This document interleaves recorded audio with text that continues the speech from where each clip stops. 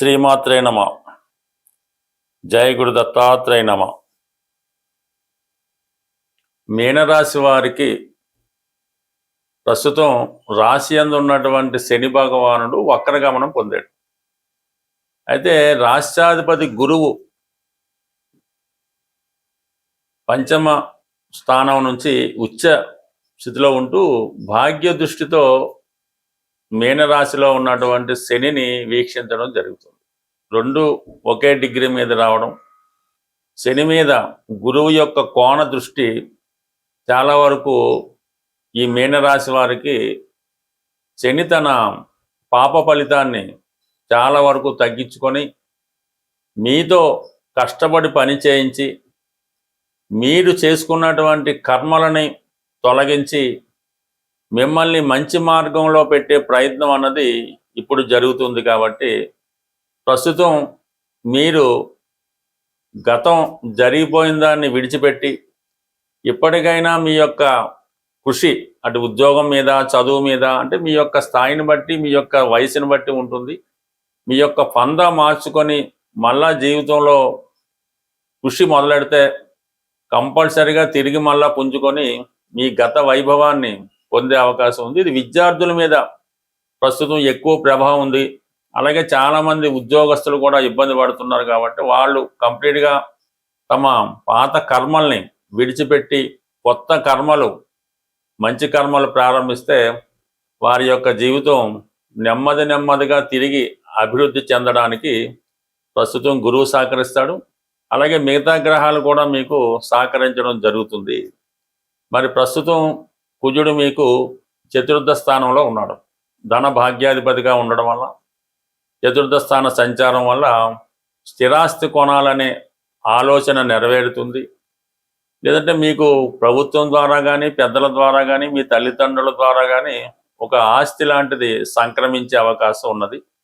అది మీకు సెప్టెంబర్ 18 తర్వాత కుజుడు పంచమ స్థానం అయినటువంటి కర్కాటక రాశిలో ప్రవేశించి అక్కడ ఉన్నటువంటి గురువుతో కలియడంతో అత్యంత బలవంతుడు అవుతున్నాడు. అంటే గురువు మీకు దశమాధిపతి, అంటే వృత్తిని కర్మని ఇచ్చే గ్రహం.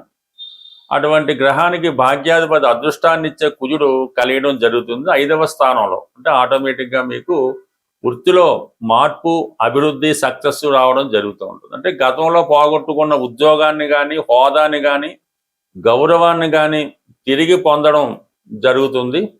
అలాగే విద్యార్థులు కూడా విద్యాపరంగా అభివృద్ధి, అంటే గతంలో మీరు పోగొట్టుకున్నది తిరిగి సాధిస్తారు, మంచి మార్గంలో నడుస్తారు. అలాగే వ్యక్తిగతంగా మీ హోదా, గౌరవం పెరుగుతుంది. పిల్లల యొక్క అభివృద్ధి మీకు సంతోషాన్ని కలిగిస్తుంది. అంటే మీరు పెద్దవారై ఉంటే మీ సంతానం యొక్క అభివృద్ధి, మీరు చిన్నవారైతే మీ తండ్రి గారి యొక్క అభివృద్ధి, వాయిదన వ్యక్తిగతంగా ఒక గౌరవ హోదా లభించే అవకాశం ఉన్నది.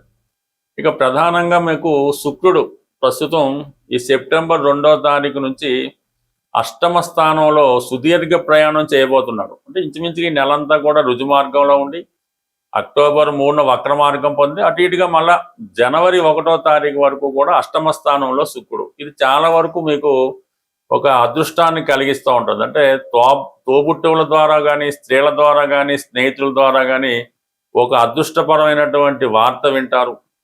ఒక ఆకస్మిక లాభం లాంటిది సడన్గా మీకు కలుగుతుంది. ఒక స్త్రీ లాభం కలుగుతుంది. అలాగే మీలో ఉన్నటువంటి ప్రతిభకి, వ్యక్తిగత హోదాకి, లేదంటే మీ యొక్క టాలెంట్కి తగిన గుర్తింపు కూడా రావడం జరుగుతుంది. బట్ ఏదైనా ఒక శుభవార్త మీకు జీవితంలో ఆనందాన్ని కలిగిస్తూ ఉంటుంది. అలాగే మీకు భార్య ద్వారా కూడా అదృష్టాన్ని కలిగి రావడం జరుగుతూ ఉంటుంది. అంటే సర్వసాధారణంగా అష్టమంలో శుక్రుడు వారి జన్మజాతకంలో ఉంటే వాళ్ళ జీవితం వివాహం తర్వాత చాలా మలుపు తిరుగుతూ ఉంటుంది. మరి ప్రస్తుతం అష్టమంలో శుక్రుడు మరి వచ్చాడు కాబట్టి మీకు భార్య ద్వారా కానీ, వివాహం ద్వారా కానీ లాభం కలిగే అవకాశం ఉన్నది. ఇక ప్రస్తుతం రవి బుధులు 6వ స్థానంలో సంచరిస్తూ కొద్దిగా మంచి విద్యాయోగాన్ని, విజయయోగాన్ని ఇవ్వడం జరిగింది. బట్ ఏదైనా చిన్న చిన్న సమస్యలు బంధువులతో ఉంటాయి, పరిష్కరించుకోవచ్చు. బట్ ఈ బుధుడు కూడా మీకు 7వ తారీఖు నుంచి సెప్టెంబర్ 7 నుంచి సప్తమంలో ఉచ్చులోకి రావడం జరుగుతుంది. అంటే మీకు విద్యార్థులకి చాలా బలంగా ఉంటుంది. మీలో ఉన్నటువంటి జ్ఞాపక శక్తి పెరుగుతుంది, కొత్త పరిచయాలు ఏర్పడతాయి. అలాగే మీకు ఉద్యోగపరంగా సక్సెస్ఫుల్గా ముందుకెళ్ళగలుగుతుంటారు. అలాగే మరి ఒక పంచమహాపురుష యోగం అనే భద్ర మహాపురుష యోగం ఏర్పడడం వల్ల బుధుని యొక్క కారకత్వాలు మీకు కలిసి వస్తాయి. అంటే వ్యాపార పరంగా అభివృద్ధి చెందుతూ ఉంటారు, భూమి వాల్యూ పెరుగుతూ ఉంటుంది, స్థిరాస్తులు కలిసి రావడం జరుగుతూ ఉంటుంది. అలాగే రవి 6వ స్థానంలో సెప్టెంబర్ 17 వరకు ఉండి మళ్ళా రవి కూడా మీకు 7వ స్థానంలో ప్రవేశించడంతో మీ యొక్క స్థాయి అంటే మీ జీవిత భాగస్వామి యొక్క స్థాయి పెరుగుతూ ఉంటుంది. భార్యాభర్తల మధ్య చిన్న చిన్న ఈగో క్లాసెస్ వచ్చినప్పుడు కూడా అది కొంతవరకు మీకు అభివృద్ధికరంగానే ఉంటుంది తప్ప ఇబ్బంది అయితే ఉండే అవకాశం లేదు. కాబట్టి సర్వసాధారణంగా మీకు చాలా గ్రహాలు నెమ్మదిగా కోఆపరేట్ చేస్తున్నాయి. కాబట్టి మీరు చేయవలసిందల్లా ఈ పోస్ట్ పోన్ మెంటాలిటీ తగ్గించి పనులు తొందరగా ప్రారంభించి, అంటే ఇమీడియట్గా అనుకున్నదే తడుగా ప్రారంభించడం, చిన్న చిన్న బలహీనతలు ఉంటాయి పక్కన పెట్టి కొత్తగా మీ మార్గాన్ని మీ దారిని మార్చుకుంటే అది తొందరలో మీ యొక్క మంచి రోజులు గమ్యం తిరిగి చేరుకోవడం జరుగుతుంది. ప్రధానంగా మన సెప్టెంబర్ నెలలో సెప్టెంబర్ 12వ తారీఖు వరకు శ్రావణ మాసం, 12 తర్వాత భాద్రపద మాసం. ప్రధానంగా ఇప్పుడున్నటువంటి సమయాన్ని బట్టి శ్రావణ మాసంలో స్త్రీలు కానీ పురుషులు కానీ శ్రావణ మాసంలో వచ్చే ప్రతి మంగళవారం లేదా ప్రతి శుక్రవారం మీ సాంప్రదాయాన్ని బట్టి ఏదైనా ఒక అమ్మవారి ఆలయాన్ని దర్శించి అమ్మవారికి కుంకుమార్చన కానీ అలాగే పసుపు కుంకాలు ఇవ్వటం కానీ ఈ విధంగా, అంటే ఇంట్లో వీలైన వారు ఇంట్లో చేసుకోవచ్చు, లేని వాళ్ళు ఆలయంలో చేసుకోవచ్చు. కంప్లీట్గా ఈ మంగళవారం శ్రావణ మాసంలో వచ్చే మంగళవారాలు చేసుకోవడం వల్ల రుణ బాధలు పరిష్కారం అవుతాయి. వివాహం కాని వారికి వివాహం జరుగుతూ ఉంటుంది. అలాగే శుక్రవారం చేసుకోవడం వల్ల శ్రావణ మాసంలో అది సౌభాగ్య యోగాన్ని, ధనాన్ని, సంపదని ఇవ్వడం జరుగుతుంది. ఇంకా ప్రధానంగా మనకి భాద్రపద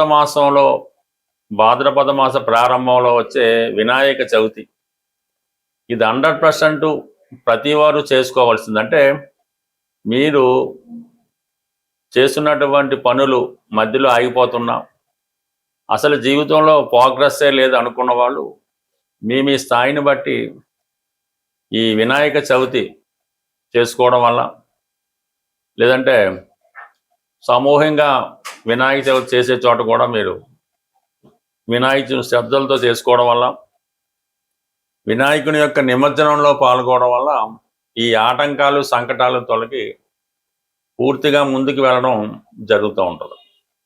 ఇంకోటి ఏంటంటే ప్రధానంగా ఈ సెప్టెంబర్ 27 నుంచి అక్టోబర్ 10 మధ్యలో అంటే మహాలయ పక్షాలు, దాంట్లో పితృపక్షాలు అంటారు. ఇది జీవితంలో చాలా ఇంపార్టెంట్.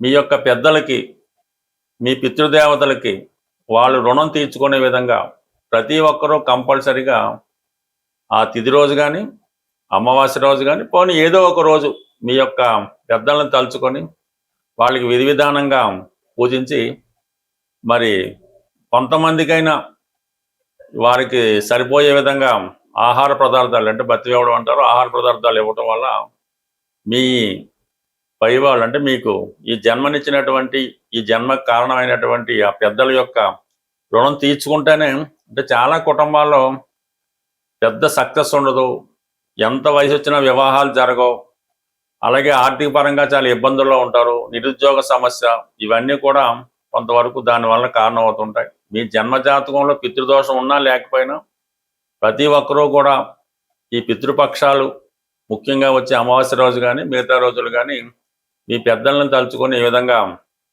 ఈ దానాలు అవి చేయడం వల్ల, ఏమీ కుదరని వాళ్ళు కనీసం ఆవుకైనా తృప్తిగా ఆహారం పెట్టడం వల్ల మీ పెద్దలు సంతృప్తి చెంది ఆ శుక్రగ్రహ అనుగ్రహంతో సంపూర్ణంగా మీ యొక్క సమస్యలకి పరిష్కారం దొరుకుతుంది. బట్ ఏదైనా ఈ జాతకాలు, ఈ గోచారం నమ్ముతున్న వాళ్ళు మాత్రం కంప్లీట్గా ఈ చేసుకోవాల్సి ఉంటుంది. అంటే మనకి ప్రధాన దేవతలు ఎంతో, పితృదేవతలు కూడా అంతే. కాబట్టి కంప్లీట్గా ఈ సెప్టెంబర్ 27 టు అక్టోబర్ 10 మధ్యలో ఏదో ఒక రోజు మీకు అనుకూలంగా ఉన్న రోజు తప్పకుండా చేయండి. వీలైతే అమావాస్య రోజు కూడా చేయడం వల్ల మరింత మంచి ఫలితాన్ని పొందడం జరుగుతూ ఉంటుంది. స్వస్తి.